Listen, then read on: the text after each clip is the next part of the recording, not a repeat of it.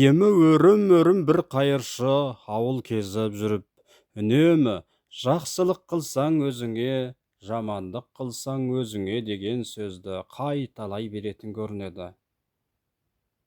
Бір ауылда көрінгенмен ұрса кетуге дайын көкбет, толғатын тұрады екен. Сол әйел қайыршыға табананға у қосып береді де, жақсылық болса да, жамандық болса да көріп алдым. Мә, сөзіңде өзіңде құры деп мысқылдайды. Қайыршы ауылдан кете береді.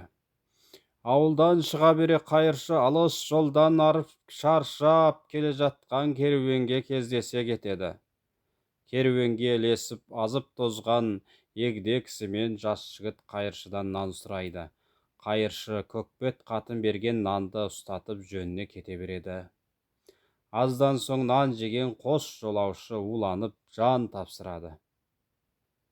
Керуендегі жұрт дүрлігіп жиналып қалады да, біреуден біреу сұрап, бұл әлгі қайыршының іс екенін біледі. Керуен басы қайыршыны ұстатып, сен неге біздің жолдастарымызды өлтірдің?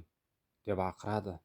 Қайыршы бар жағдайын баяндап, бір топ адам шауып барып, долы қатынды сүйрелеп әкеледі.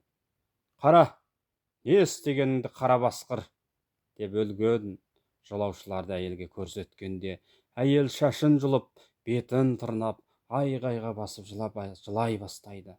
Сөйтсе, әлгі әкелі бала жолаушылар көп уақыт бұрын сапарға кеткен өзінің ері мен ұлы екен.